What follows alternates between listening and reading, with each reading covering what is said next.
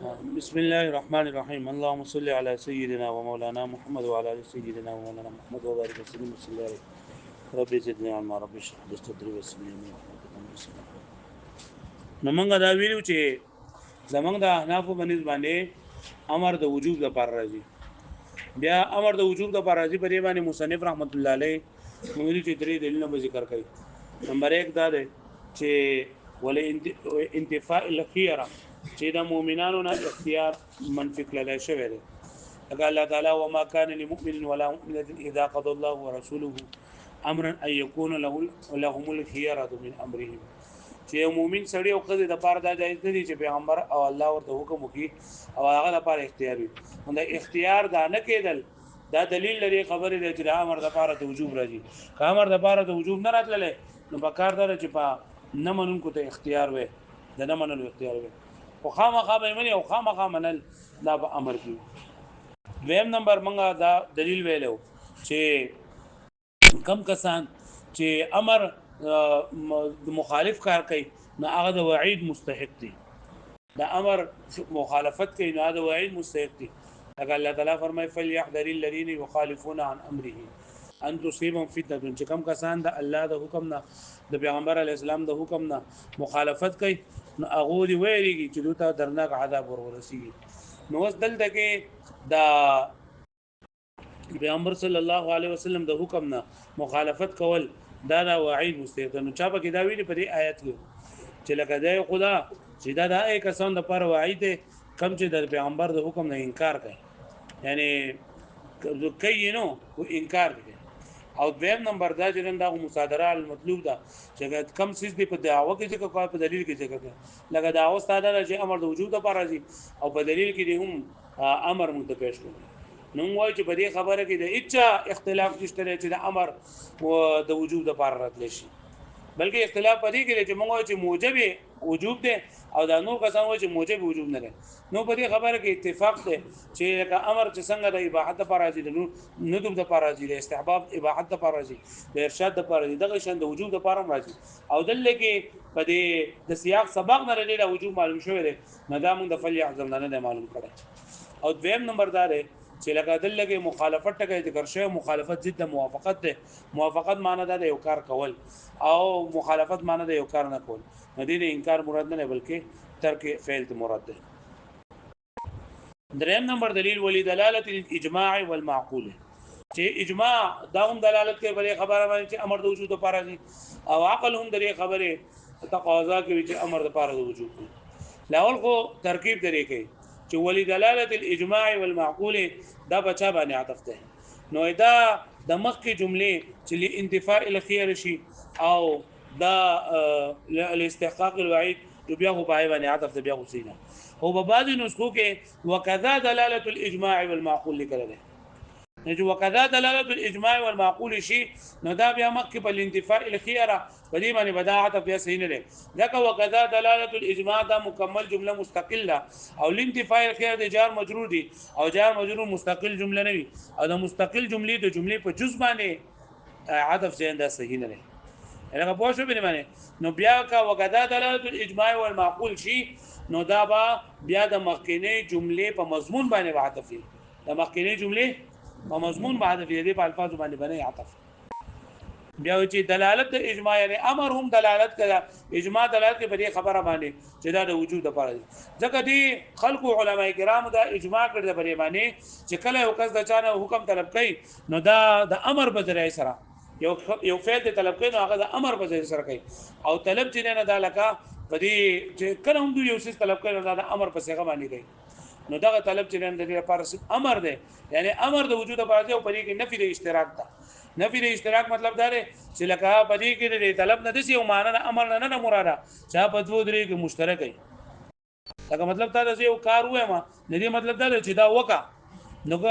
کول به حل به تمن لازمي چې کړه د وجود لپاره دي کله وجود لپاره ته چیر دا اباحت لپاره دي نو کدی وکاو کدی ونه کو او که مستحب ته جو کو دی وکاو کو ونه کو خو شو نو اصل کې نفي د اشتراک بیا او عقل هم تقاضا دې خبرې کوي چې ګور نور افعال دي فعل ماضي دي فعل مضارع دي در هر لپاره جدا جدا معنی وځ شوی دا او د قشان د فعل امر هم د مختلف معنی لپاره وځ شوی دي چې هغه دې نه هغه وجود دي. لکه پوه شو به معنی او بل وی عقلی دلیل صدا پیش کړه دی چې لکه سړی خپل آقا ولګي او خپل غلام ته حکم وکړي چې مال روټي راوړه مال وبر راوړه او هغه ولا رانو دی دا دغه مستحق وي د سزا مستحق وي نو دې چې سزا د مستحق دي د دې وجه دا چې دلته کې دغه د امر د پاره د وجوب راځي امر د پاره د وجوب نه راتله نو دی بیا د سزا مستحق نو پوه شو مېنس کې به خبره بدی جوړ ولدلاله الاجماع والمعقول عطف على ما قبله اي واذا قال دلاله الاجماع او عقل نو کدا لدلاله الاجماع شي نو بیا په مکه باندې عطف صحیح دی لکه مکه جار مجرور دي کنه لانتفاء الخير جاء المأمور بالنس او الاستحقاق واستحقاق الوعيد نو الدغه دا لامر في جر مجرور دي نو دام جار مجرور دي او جار مجرور جمله یو جزوي نو بیا عطف صحیح دی وفي بعض النسخ وبعض النسخ وكذا دلاله الاجماع والمعقول يدلان عليه دغه الفاظ دي چې دا رنګ دلالت اجماع او عقل دام دلالت په دې باندې فحين اذن يعني په دغه وخت په کوم وخت چې په کوم وخت دا وكذا دلاله الاجماع والمعقول منغه مستقل جمله واخلو نو په دغه صورت کې با هو جمله مستقله دا مستقل جمله وي معطوفه على مضمون سابقها د مخکنی جمله په مضمون باندې بدعت وي د مخکنی جمله په مضمون باندې بدعت وي چې داغه مضمون سره چې دا کم کس دا امر په پرې خودون کې د وعید مستحق وحاصله حاصل لري خبردار ان دلاله الاجماع دلاله الاجماع تدل دلالت کوي على ان الامر للوجوب چې امر د وجود لپاره راځي لانهم اجمعوا دغه علماء کرام د اجماع کړي د متفق شوی دي على ان كل من پر خبر باندې كل من اراد چې هر کس اراده لري ان يطلب فعلا چې د فعل طلب کې یو فعل لره د چانه اوغړ یو فعل نو من احد وان يطلب اراده وکي ان يطلب فعلا د فعل طلب کولو من احد نه هیڅ یو کسنا نو لا يطلب الا بلفظ الامر نو هغه چانه د حکم نه طلب کوي دا فعل نه طلب کوي مگر بس سره کوي په لفظ د امر سره کوي والکمال فی الطلب هو الوجوب او کمال په طلب کې سره وجوب دی مطلب دا چې یو څه چانه یو سره چانه سوال کوي دا دې لپاره کوي او دا طلب دې لپاره کوي چې هغه کار خامخا کول غواړي اگر خامخا کول غواړي ول اصل نفي الاشتراک او اصل چې نه نفي د اشتراک دا نفي د اشتراک مطلب دا دی چې لکه د څه معنی اغستل چې نه صرف وجوب مراد وي او اباحت او ندب او تعجیز او ارشاد وغیرہ داتې نه مراد لکه نفي د اشتراک لکه پوه شو به معنی فتعین نو دا خبره متعینه شولا ان موجبه الوجوب چې دا امر موجب چې نه داسې شي وجوب دی وسوي کنه وې د چې کله دا خبره کړل اند سی وجه وحاصل ان دلاله الاجماع ودلاله الاجماع ونفس اجماع ونوي ځکه چې نفس اجماع پرې خبره باندې نه مناقضه چې دا امر د پاره د وجوب راځي ځکه چې بدی کو اختلاف ده کنه چې امر د وجوب د پاره راځي کنه نو د پاره راځي کنه اباحت د پاره راځي واښو به معنی نو بلې معنی اجماع نه مناقضه بلکې اجماع په دې خبره باندې دلالت کوي چې کله څوک د چانه یو فعل طلب کوي نو هغه په سم طلب کوي د امر په صيغه سره طلب کوي او اصل په طلب کې چې نه ناسي شی وجوب دی هغه پوښو به معنی هغه بلې معنی پوښوي نفس اجماع خدا خبره ده چې دا ټول خلق په خبره باندې متفق شي چې دا امر صرف او صرف د وجود لپاره دي نو په دې معنی اجماع نه مناقضه بلکې دا اجماع چې په کوم خبره باندې دلالت کوي هغه څه ده چې لکه کله دا علماء کرام په دې خبره باندې متفق دي چې کله څوک د چانه یو فعل طلب کوي هغه په څه سره کوي په امر سره کوي او امر دا طلب کې اصل چې د ناس شه وجوب دی وجوب پوښوي نفي د اشتراک پکې ده نفي د اشتراک چې لکه یو د څه معنی پکې نه دی اغستل چې هغه وجوب د پاره عمر راځي د اباحت د پاره عمر راځي وانما قال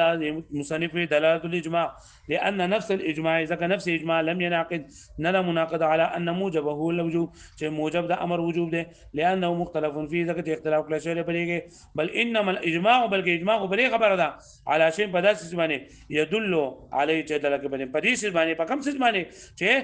هر کس چې اراده کوي د چې فعل طلب کی نه بس سره کوي بل لفظ امر سره کوي هغه پوښوي وكذا الدليل المعقول يدل على ان الامر للوجوب دارنګ دلیل عقلی هم تقاضا کوي دلالت کوي چې امر د وجوب لپاره دی دلیل عقلی هم دلالت کوي په خبره باندې امر د سره لپاره دی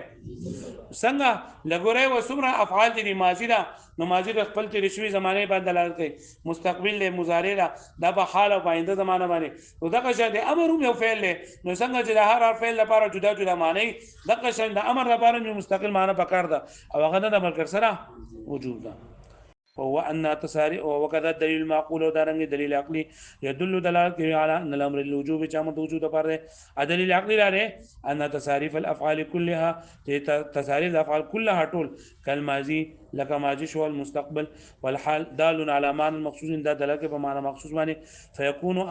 فينبغي بقدر ان يكون الامر كذلك دالا على معنى الوجوب چې امر دغه شان دلالت کوي چې په معنی د وجوب باندې وليس هذا لاثبات اللغه بالقياس وس اعتراض دار بری باندې چې لکه خدای لغت ثابت کو په قياس باندې او لغت په لغت باندې ثابتيږي لغت په قياس سره نه ثابتيږي لکه دل لګي دوی چې لغت د امر د وجود لپاره راځي دا تعدیل لغوي معنی واغستل کنه د امر موجب دی واغستو کنه او اذا تا ثابت کو په قياس باندې دې ته ویل که څنګه فعل چې نه دا فعل ماضی په خاص معنی باندې کوي زمانه حال په خاص زمانه باندې کوي مستقبل په خاص زمانه باندې کوي نو دا شان د امر په خاص معین معنی باندې کوي نو دلته خود لغت ثابت کو پس سره په قياس سره او لغت ثابتيږي پس سره او لغت سره په قياس سره نه ثابتيږي په تتبع سره کې نو اذا موږ په قياس سره نه ثابت کړي بلکې د امر چې د وجوب معنی د لغت والا کړی دا او موږ دلته کې د نفي د اشتراک ثابتو صحیح ثابت کو د قياس مسله سره نفي د اشتراک لکه څنګه چې زمانه ماضی د صفته رشوي زمانه دلالت کوي څنګه چې حال وصف مستقبل باندې په موجوده زمانه دلالت کوي مستقبل په آینده زمانه دلالت کوي په دې کې نفي د اشتراک نشته نو دغه ژوند امر دا هم د موجب وجوب د په دې کې نفي د اشتراک ده واښو به معنی نور دا خبره چیرې امر جنینه دا په وجوب دلالت کوي فعل ماضی په رشوي زمانه دلالت کوي او زمانه دا ټول لغوي خبرې دي دا موږ په قریبه په قياس سره نه ثابت کړي بلکې په قياس سره موږ صرف ثابت کو نفي د اشتراک ثابت کړل ثابت کړل نو دا جواب ورکړي وليس هذا او نه دا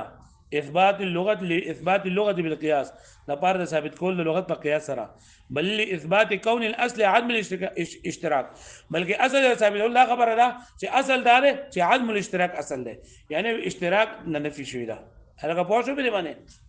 وکیل او چا دا ویلي یو خدا ویلي کنه چې دلیل عقلی دغه ده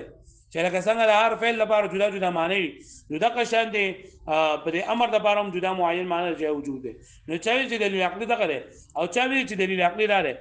ان السيد اذا امر غلامه چې ايو آقا کله چې د حکم خپل غلام ته ولم يفعل او آقا کارونه کی استحق العقاب نو د سزا مستحق وي فلو لم يكن الامر للوجوب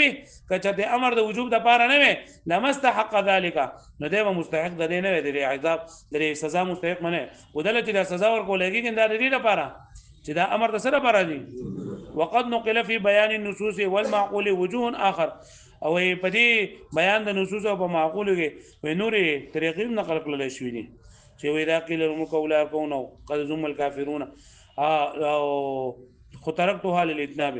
ما د ډېر وګدوري د وجه نه دا پر خودري دي بیا به ما کتاب نور وګ چې خبرانه وګد شي او تاسو دا لګوي نشي دا ډېر وصیت کوي نو ځکه ما دا پر خودري دي هغه پوښتنه به معنی نو دا امر د وجود د پارازي په دې خبره منسوب دلیلونه شول درې دلیلونه یو دا چې لکه کم تاریخ امر د وعید مستحق ده دویم نمبر چې دا تاریخ امر چې کم کستا امر وکړي شو دا اختیار منفي شوی دی او دریم نمبر دلالت اجماع او عقل دا دلالت کوي په دې خبره باندې چې امر د سره راځي د وجود لپاره دلالت اجماع مطلب دا دی چې لکه دی علماء کرام په دې خبره باندې اجماع کړی دا چې کم کس د چانه سه حکم طلب کوي نو پس سره کوي په امر سره او امر دې دا طلب د پر راځي او په طلب کې اصل دې د شری وجود دی او نفي د اشتراک دې دا مقصود ده او دغه شانته عقل هم تقاضا کوي چې هر فعل د خپل معین معنی د پروز شوی دغه شانته امر هم د معین معنی د پروز شوی چې شری وجود دی وس کله چې د امر نه د نور معنی واغستل کېږي نو د حقیقت او مجاز دی ان شاء الله دا بیا سبب وي کوس وې ما پرواړو شمه